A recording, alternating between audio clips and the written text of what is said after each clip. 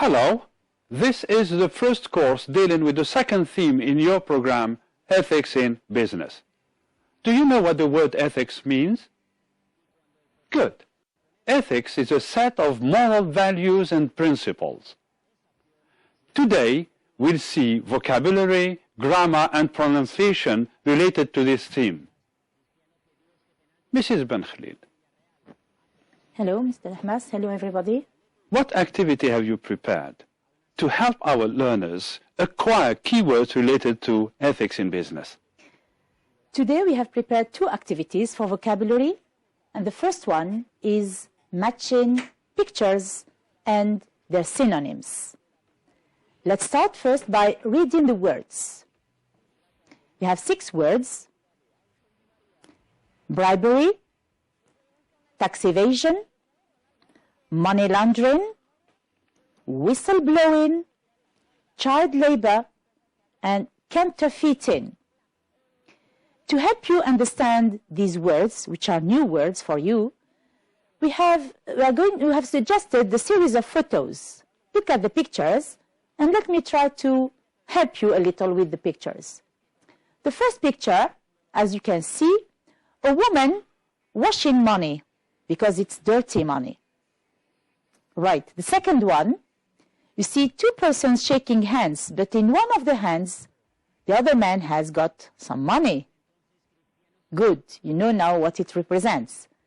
Another picture represents 2 handbags. One of them is original, the other one is not. So this picture represents, good, we'll see this later.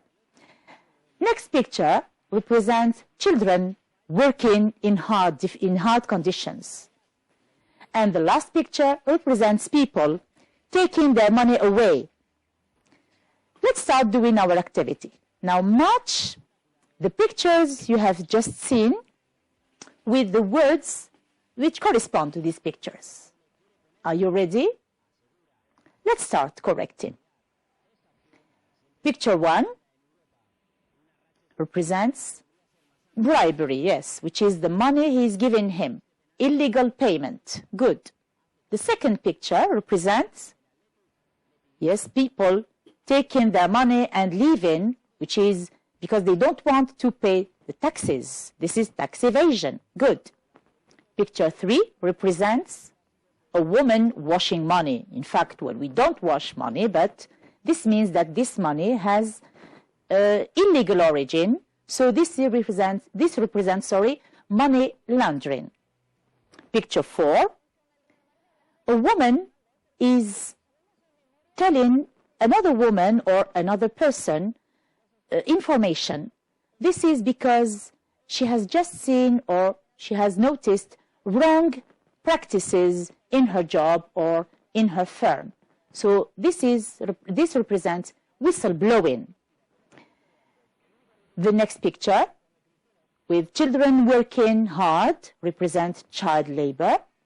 And the last one, with the 2 bags, represents counterfeiting. Good.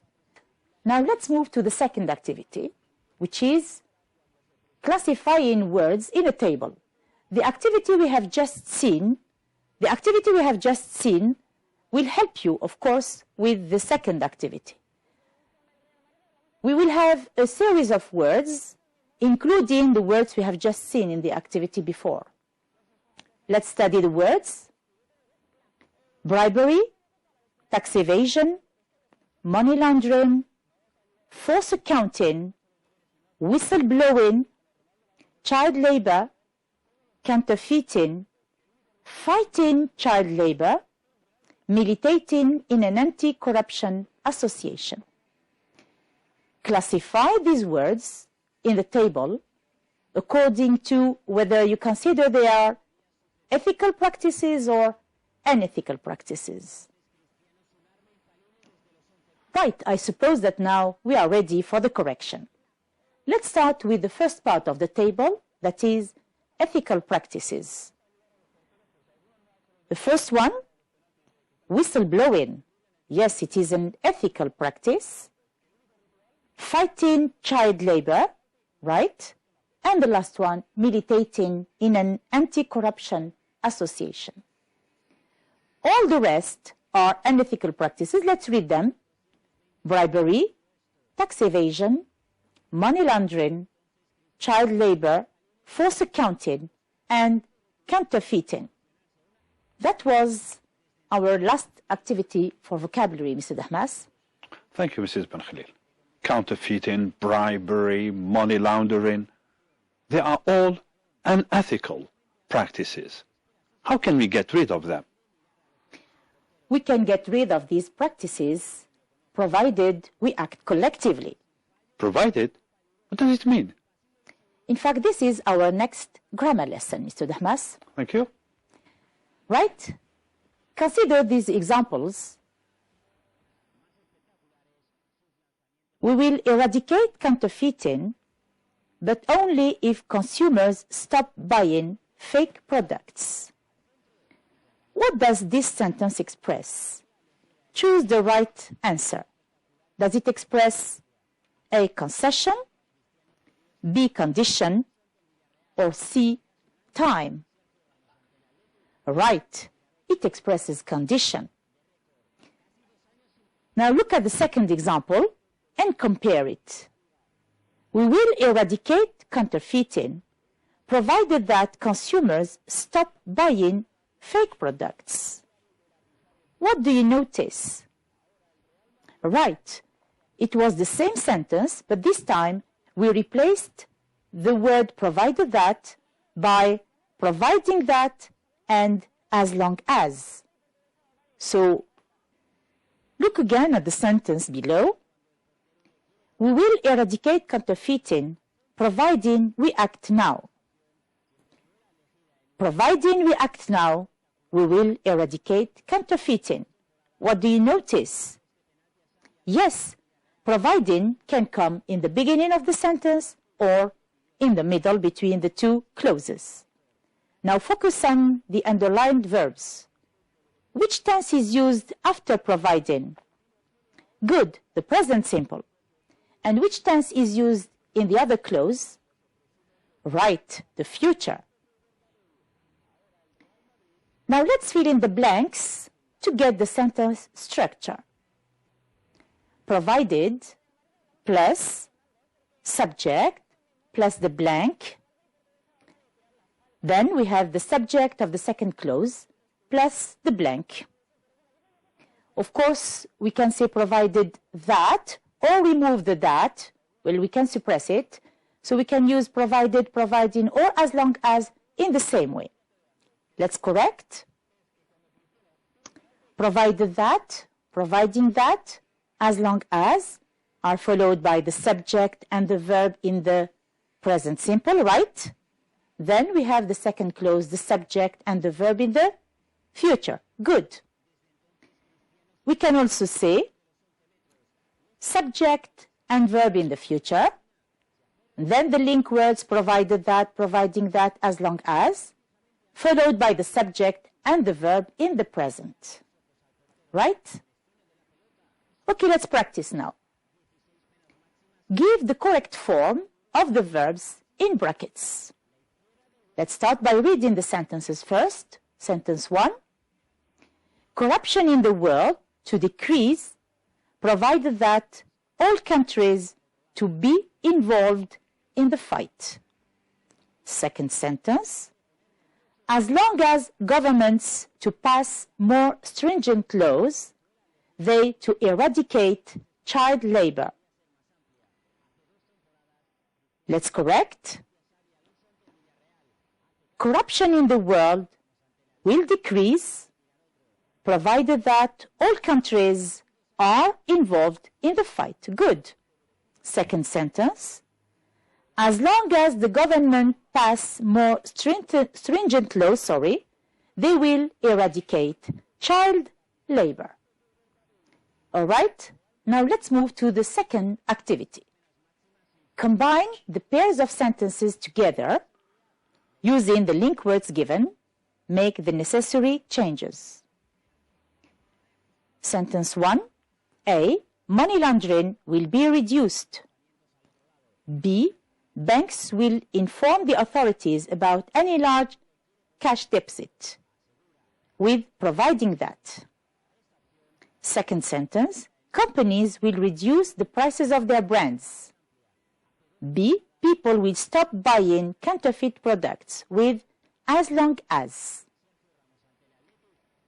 Are you ready for the correction? Okay, let's start. First one, providing that banks inform the authorities about any large cash deficit, money laundering will be reduced. Of course, we can start with money laundering will be reduced, providing that banks inform the authorities about any large cash deficit. Right, second sentence. People will stop buying counterfeit products as long as companies reduce the prices of their brands. And we can also say, as long as companies reduce the prices of their brands, people will stop buying counterfeit products. Here, you notice that the sentences we gave you were in the future, the tenses were in the future, and you transformed the verb that comes after the link word into the present. Right, well done. That was our last grammar activity, Mr. Dahmas. Wonderful. Everything is clear now. I wish these lessons would help would help our learners to get ready for the back exam. Did you hear Mr. Dahmas? He has just expressed a wish. In fact, this is our next grammar lesson. Okay, let's start reading the dialogue between Melissa and Ginny. I can grant you 3 wishes. Great, I want... Stop! Not all in the future. I'll grant you a wish about the past, one about the present, and only one about the future. Start with the past wish. All right. I bought fake sports shoes, and I regretted it because they gave me an eczema. I wish I hadn't bought them. Granted. Your present wish now. I'm a lazy girl. I wish I were a hard-working pupil. Also granted. What about your future wish now? I want to become a doctor. I wish you would fulfill my dream. I wish I could pass my baccalaureate exam with distinction. Now, focus on the 3 wishes made by Melissa. Pay attention to the words which are underlined, and let's complete the rules now with the tenses used in each wish. The first wish is a past wish. So it starts with I wish plus the subject plus the blank you are going to fill with the tense of the wish. The second wish is a present wish. It starts with I wish, then the subject, and the blanks that you have to fill with the right tense. Notice now that for the future wish, we have 2 possibilities. The first one, which starts with I wish, then the first person singular and plural, I and we, then complete the sentence. And B, I wish, with the other pronouns he, she, it, you, and they, and you complete with the rest, with the tense of the verb. Right, let's correct now. Let's start with the first wish, the past one. Which tense do we use to express a past wish? Right, the past perfect, that is, had, and the past participle. The second wish, which is the present wish, right, it's the present wish, but the tense we use is the past simple. Good. Here notice that when the verb to be is used, we always say were, never was. And the last wish, the future wish, the first one, A, with subject I and we, right, we use could and the verb in the infinitive without to, that is the stem. And the second one with the pronouns you, he, she, it, and they, we use the modal you would and the verb in the infinitive without to, which is the conditional tense. Right, let's practice now. First, Mr. Dahmas is going to read a situation for you to help you do the activity. Listen carefully, please. Nazim owns a fast food restaurant. He sold rotten meat which caused food poisoning. His restaurant has been closed by the authorities, and he is in front of the judge now. He regrets what he did and wishes things to be different or to change in the future. Right? Now, complete each sentence and use the right tense, of course. Let's start with the first one. Nazim sold rotten meat and regretted it. Here, he expresses a past wish, so he says, I wish I rotten meat. Second sentence, he wishes his restaurant to be open. He expresses a present wish, so he says, I wish my restaurant. Third one, he has written a letter expressing the desire to be forgiven by the victims. He expresses a future wish, so he says, I wish the victims soon. And he also wishes to regain the customer's confidence. He also expresses a future wish, and he says, I wish I. Right? I think now you are ready for us to correct the activity. Let's start. The first one, I wish I had not sold rotten meat. Good. The second one, I wish my restaurant were open. Right. Sentence 3, I wish the victims would forgive me soon. Good. And the last one, I wish I could regain the customer's confidence. Our grammar lesson is finished, Mr. Dahmas. Thank you, Mrs. Ben Khalil.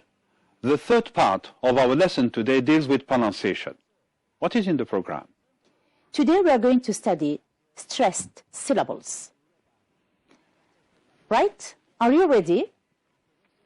Listen carefully to Mr. Dahmas reading this series of words and mark the stressed syllable.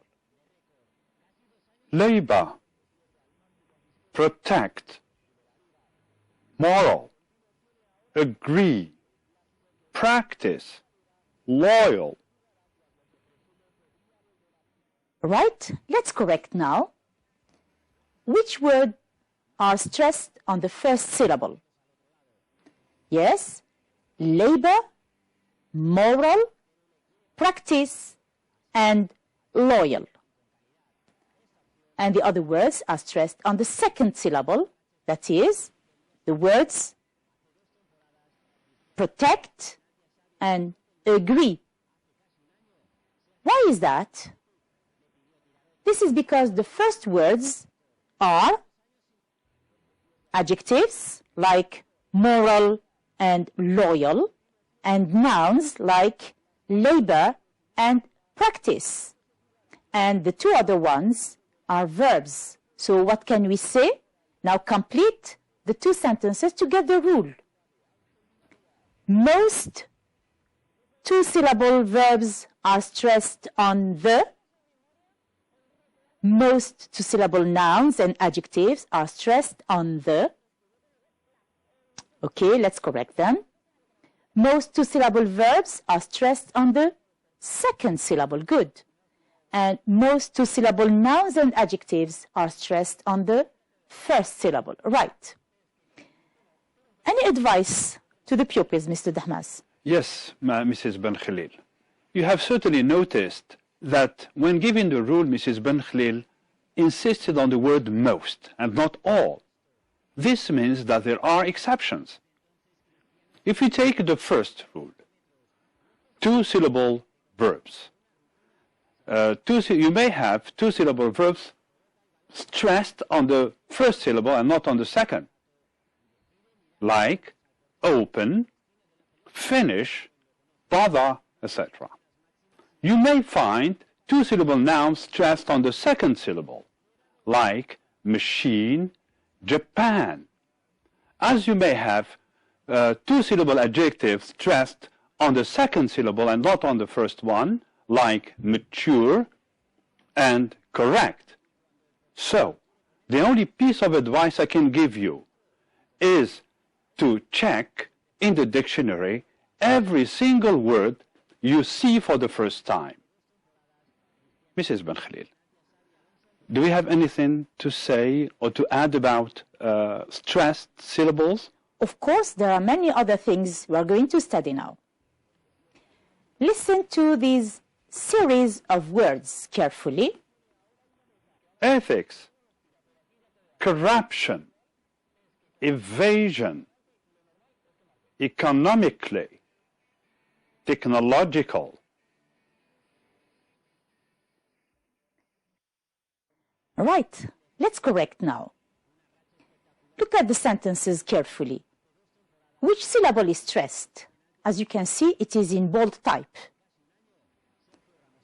Right? In ethics, it's the first syllable. In corruption, it's the second one. In evasion, it's the second one again. And in the last word, it's on the no, which is the one before the last. What conclusion can we draw? Right? Complete the sentence now to get the structure or the rule. Right? Words ending in ik, ix, ickle, ickly are stressed on the syllable before, which is the one before the last. Let's read now the last series of words to get another rule. Listen carefully. Privacy, honesty, philosophy, original, technology. How do these words end? Yes, good. They end with C, T, F, L, and G. Which syllable is stressed in these words? Listen again. Privacy, as you can see, the stress is in bold type. The stressed syllable is in bold type. Privacy, honesty, philosophy, original, technology. What conclusion can we draw? Right? Complete the sentence to get the structure, or to get the rule, sorry. Yes. Words ending in C, T, F, L, and G are stressed two syllables before the sounds. That is, two syllables before the end. All right, is it clear? Let's move to the activity now, to the practice. Mr. Dahmas is going to read a series of words, classify them in the table according to their stressed syllable, whether it is the first, second, third, or fourth syllable. Listen carefully. Conclusion, responsibility, direct, imitation, practical, honest, unethical, product, produce, economical. Thank you, Mr. Dahmas. Let's correct. Before we classify the words in the table, let's first identify the stressed syllable. Let's start with the first word. Conclusion, right? Second one. Responsibility. It's the B, the verb to direct. Imitation, right? Practical. Honest. Unethical. Product. Produce, the verb. Economical. Right? Now, we have to count before we put these words in the table. Which syllable is it in each word? The first one, first syllable, practical, honest, and product. On the second syllable, we have the word conclusion, direct, unethical, produce. The words that are stressed on the third syllable are imitation, economical. And the word, we have only one, which is stressed on the fourth syllable, is responsibility. Good. We hope that we have been of little help to you. That's all for today, Mr. Dahmas. Thank you very much. That's all for today. Next time, we'll go on dealing with ethics in business. Thank you for your attention. Goodbye. Goodbye.